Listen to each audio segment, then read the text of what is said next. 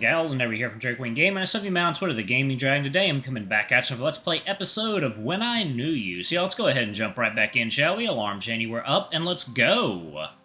Alrighty. Well, I mean, it's not particularly happy.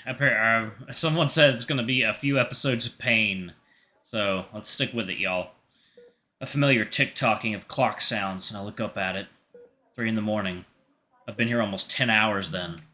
And yet, I'm not sleepy. Can't imagine sleeping again, like, ever. The future is a messy blur right now, a foreign, scary concept that I do not want to begin to think about. The future is a foreign land. Even so, my mind only allows one thought to resonate again and again. What am I going to do? The numbness I felt for the past 10 hours starts to be replaced by a growing worry, and I feel myself start to shudder. What the hell? What the fuck am I supposed to do now? Where am I supposed to go? How can I... Callum! I look up at the voice who called for me, bringing back thousands of memories in 1 second. Dad? He's here. He's exhausted and upset, but here. Callum. He opens his arms, inviting me to go into them, what he always used to do when I was upset. And despite the fact I haven't seen him in a whole year, despite the fact he left me alone with Mom and how I resent him for it, I don't give hugging him a second thought. I fling myself to him, and he hugs me as tightly as I hug him, the pressure of his arms filling me with warmth and assurance. It sucks the remaining numbness out of me and squeezes out all my sadness in 1 second, filling my cheeks moistened with streams of tears falling onto them. Dad, I didn't know. I didn't know she was on that. I thought it was just... Hey, you don't have to explain yourself. It's not your fault, Callum. He pulls me away to face him, his eyes watery and red, on the verge of tears, but they never fall down. You hear me? Don't blame yourself for any of this. Through sobs and chokes, all I could do is half-heartedly nod. His hand goes down to my back and through the back of my head, and he stares at me with such a deep sadness that I can't even begin to wonder how much this hurts him too. I'm taking you home with me, alright, kid? You're gonna finish school. You're gonna be okay. Wait, is this a flashback? I'm confused now. This has to be a flashback, so... Maybe he got, like, a message from his mom, and he was remembering something bad that what? You'll be with me, alright? I'll be here with you, kid. Either that, or he's just visiting his dad. Okay. You'll be okay. I promise. It was as if he said exactly what I wanted to hear, but I had hoped he'd tell me once I saw him here, what I thought was just wishful thinking, that I'll be going home.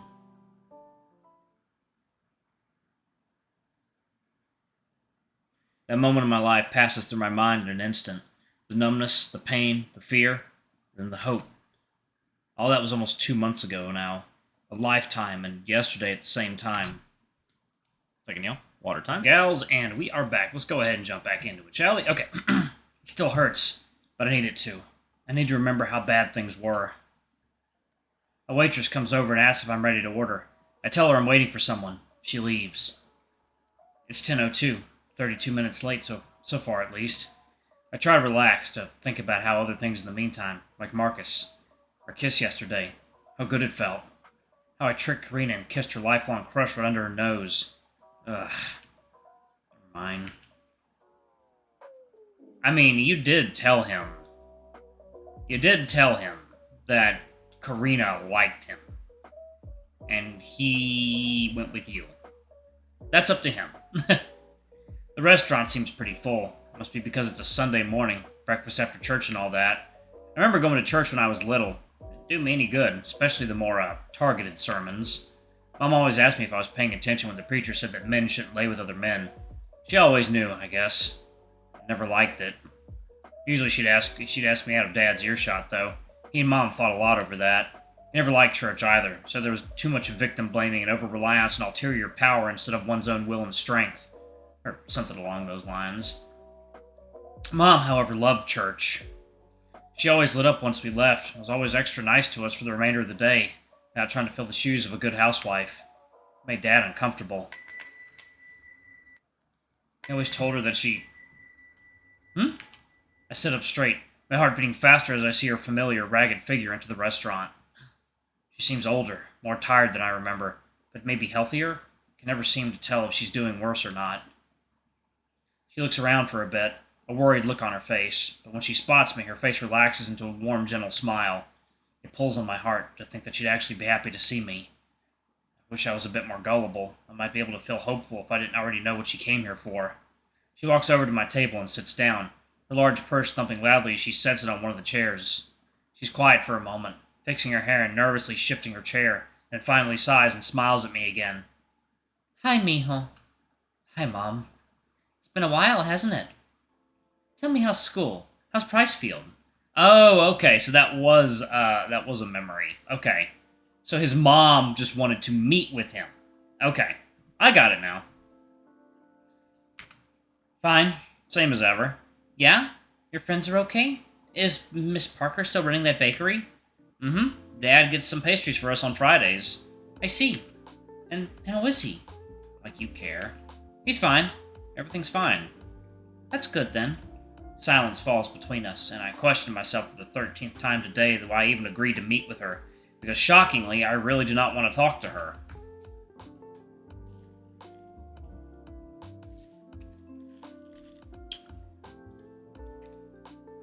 She knows it too, with my short sentence-ending responses, but she looks like she's trying not to let that get to her.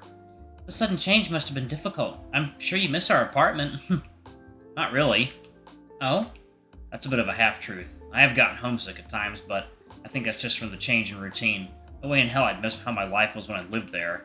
Well, your father's house is bigger, and you did take all your stuff with you. Speaking of, what happened to all our stuff? She takes a sip from a water bottle she pulled out of her purse and smiles casually. She's acting like it's just some random question she's only mildly curious about. She's always sucked at being subtle.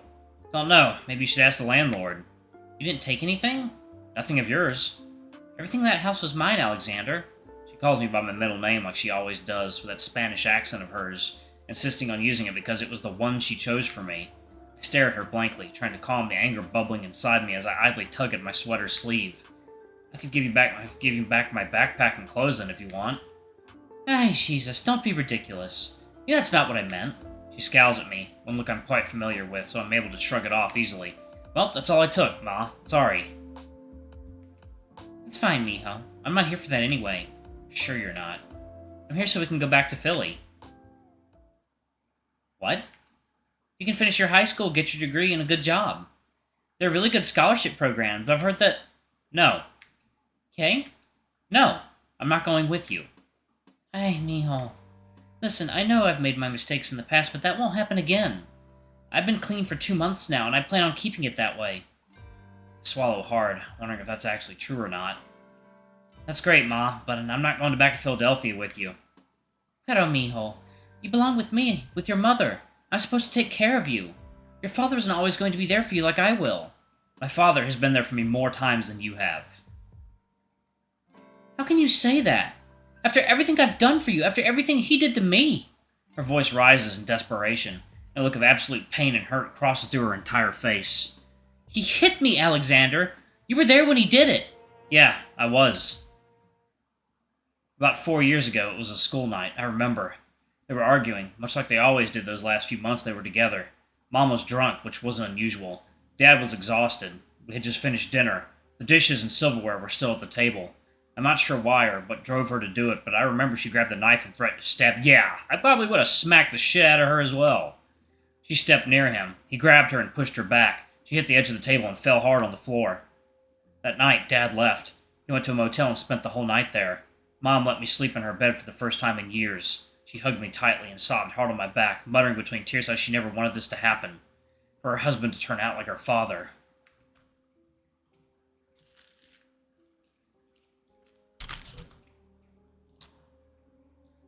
They got divorced soon after. Mom filed a case for domestic violence and had me testify. The evidence was stacked in her favor. She won. She also got custody of me. My image of Dad was obscured after that. Mom kept telling me he was an abuser, a monster. But whenever I saw him in court, he looked so dejected, so upset, so hurt.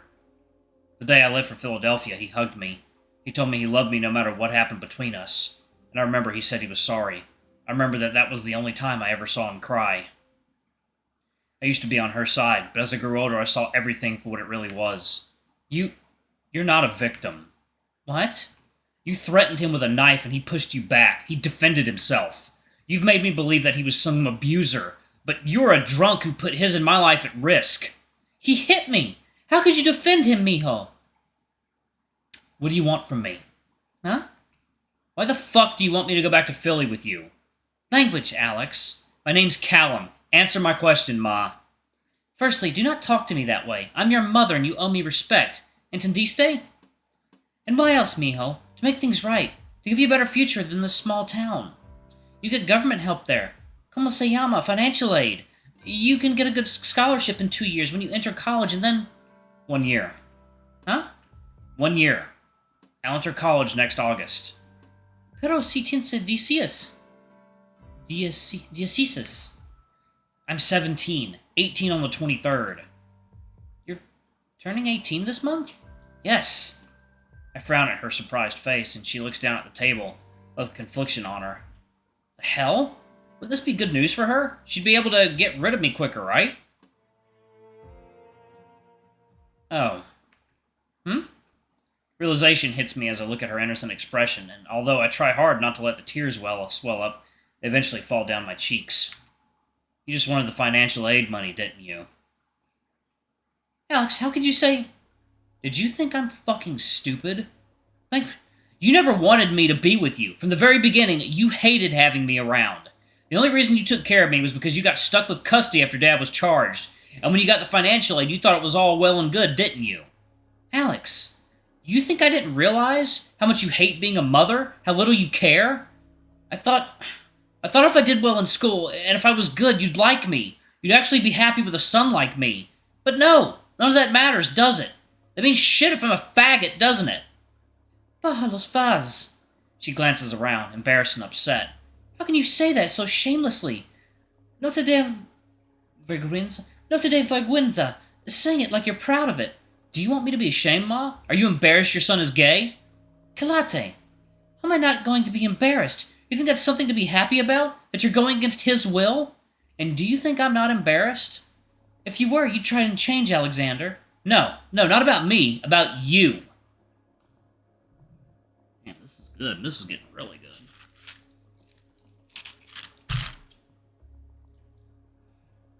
Why would you be embarrassed of me? What? 'Cause you're a fucking crackhead, Mom! Don't talk to me like that. I can be the devil and you still owe me respect because I'm your mother. I stay there, stunned, my right cheek pulsating red and my head throbbing hard. The restaurant's gone quiet, but no one says or does anything, and I quietly sob for a minute as my mother composes herself. I reach for my pocket and pull out a white envelope and place it on the table. Yes, okay? My voice is barely above a whisper when I answer her. What you came here for. Before I get to see her open it, I stand up and mutter that I'm going to the bathroom, my steps resonating in the silent restaurant. I wash my face, slowly and methodically splashing it with cold water. Alright, y'all, I'm gonna pause it right there. Fucking hell, his mom's bad. Ugh. Alright, thank y'all so much for watching. Don't forget to like, comment, subscribe, ring that notification bell, and check out our Patreon, YouTube memberships if you can. It always helps. Anyway, I love you all, and I'll see y'all in the next video. Bye-bye!